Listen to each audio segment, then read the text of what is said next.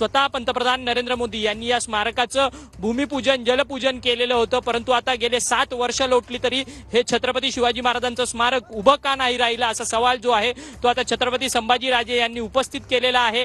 अलीकडेच काही दिवसांपूर्वी छत्रपती संभाजीराजे यांच्या स्वराज्य संघटनेला आता पक्षाचा दर्जा देखील प्राप्त झालेला आहे आणि त्यांना निवडणुकीचं चिन्ह देखील मिळालेलं आहे। अशातच हा संपूर्ण एक दौरा जो आहे तो छत्रपती संभाजीराजे यांनी आखलेला आहे आणि या संपूर्ण दौऱ्याद्वारे आपली राजकीय भूमिका ते गेल्या राजकीय भूमिका जी आहे ती आगामी काळात काही स्पष्ट करणार का हे देखील पाहणं तितकंच महत्त्वाचं ठरणार। परंतु छत्रपती शिवाजी महाराजांच्या या संपूर्ण स्मारकाचं भूमिपूजन झाल्यानंतर या सगळ्या स्मारकासाठी जे पर्यावरणाच्या परवानग्या लागत होत्या त्या कुठेतरी मिळालेल्या नव्हत्या, त्या कुठेतरी न्यायालयीन कचाट्यात अडकलेल्या होत्या। त्यामुळे ह्या संपूर्ण स्मारकाचं काम जे आहे ते रखडलेलं होतं आणि जर पंतप्रधान नरेंद्र मोदी हे स्वतः जर येऊन या स्मारकाचं भूमिपूजन करतात तर परवानगी कशी रखडते असा सवाल जो आहे तो छत्रपती संभाजीराजे यांनी उपस्थित केलेला आहे। पंतप्रधान नरेंद्र मोदी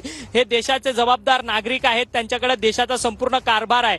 अशातच हा संपूर्ण कारभार त्यांच्याकडे असताना त्यांच्याकडनं अशा पद्धतीचं भूमिपूजन होणं आणि तेही विना परवानगी असलेल्या एखाद्या स्मारकाचं यावरती प्रश्नचिन्ह जो आहे तो छत्रपती संभाजीराजे यांनी उपस्थित केलेला आहे। ज्यावेळेस भूमिपूजन झालं त्यावेळेस छत्रपती संभाजीराजे हे स्वतः पंतप्रधान नरेंद्र मोदी यांच्या बरोबर त्या भूमिपूजनाच्या कार्यक्रमाला उपस्थित होते, परंतु त्यानंतर अनेक वेळा मी या स्मारकाच्या संदर्भात पत्रव्यवहार जो आहे तो केलेला होता असं छत्रपती संभाजीराजे यांचं म्हणणं आहे। आणि आपण पाहू शकतो की दुर्बीनद्वारे छत्रपती संभाजीराजे हे या संपूर्ण स्मारकाची पाहणी करताना पाहायला मिळत आहेत। आपण पाहू शकतो की समोर जे खडकाळ बेट आहे त्या बेटाच्या आजूबाजूला आसपासच्या भागामध्ये हे संपूर्ण छत्रपती शिवाजी महाराजांचं भव्य असं स्मारक जे आहे ते होणार होतं, परंतु ते स्मारक अद्याप देखील उभं राहिलेलं नाहीये।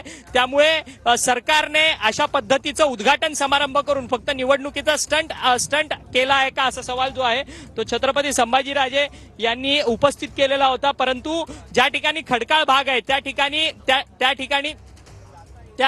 ठिकाणी बोट जाऊ शकत नसल्यामुळे त्या संपूर्ण खडकाळ परिसराच्या परिघामध्येच संपूर्ण बोटी ज्या आहेत त्या आता सध्या फिरताना पाहायला मिळतात। छत्रपती संभाजीराजे हे स्पीडने संपूर्ण या भागातला दौरा करतात आहेत आणि स्मारक शोधण्याचं काम त्यांच्याकडनं सुरू आहे। ज्या स्मारकाच्या भूमिपूजनाला स्वतः संभाजीराजे उपस्थित होते, परंतु आता तेच संभाजीराजे हे स्मारक कुठे आहे असा सवाल जो आहे तो आता उपस्थित करताना पाहायला मिळतात आणि दुर्बीनने संपूर्ण काम झालेल्या स्मारकाची पाहणी जी आहे ती त्यांच्याकडनं केली जाते। खरं तर या स्मारकाचं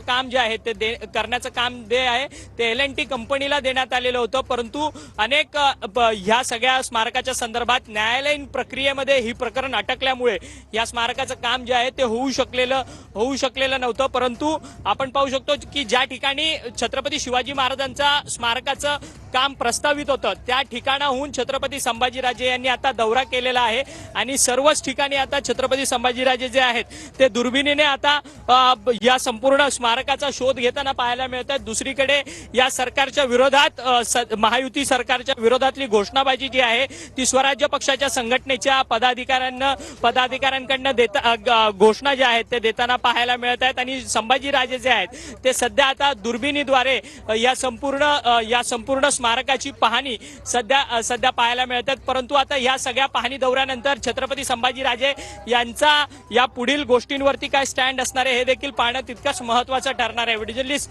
सिद्धेश नाईक सह अक्षय मंकणे, TV9 मराठी, मुंबई।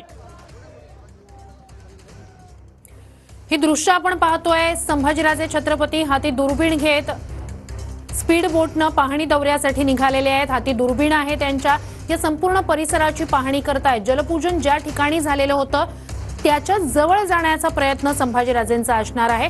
केंद्रात तुमचं सरकार आहे, राज्यात तुमचं सरकार आहे, जलपूजनासाठी पंतप्रधान आलेले होते, मग अजूनही स्मारक का उभं राहिलेलं नाहीये असा सवाल आज संभाजीराजे छत्रपतींनी विधानसभा निवडणुकीच्या तोंडावरच उपस्थित केलेला आहे।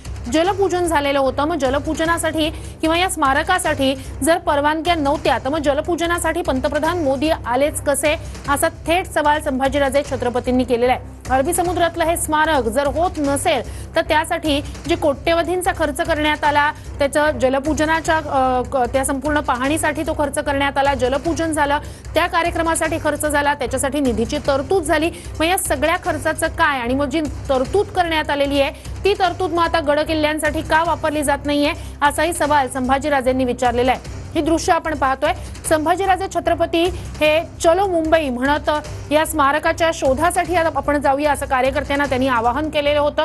त्यानुसार शेकडो कार्यकर्त्यांसह संभाजीराजे छत्रपती हे मुंबईकडे येण्यासाठी निघालेले होते आणि तेव्हापासूनच गेटवे ऑफ इंडियाच्या परिसरात पोलीस बंदोबस्त वाढवण्यात आलेला होता। संभाजीराजे जेव्हा गेटवे ऑफ इंडियाच्या परिसरात दाखल झाले, त्यांच्यासोबत शेकडो कार्यकर्ते होते, तेव्हा काहीसा संघर्ष झालेला होता, काही कार्यकर्त्यांना पोलिसांनी ताब्यात घेतलेलं होतं। मात्र आम्हाला पोलिसांशी सामना करायचा नाहीये, आंदोलन करायचं नाहीये, कायदा सुव्यवस्था हातात घ्यायची नाहीये असं म्हणत संभाजीराजेंनी पोलिसांशी संवाद साधला, चर्चा केली, त्या चर्चेतून मार्ग निघाला।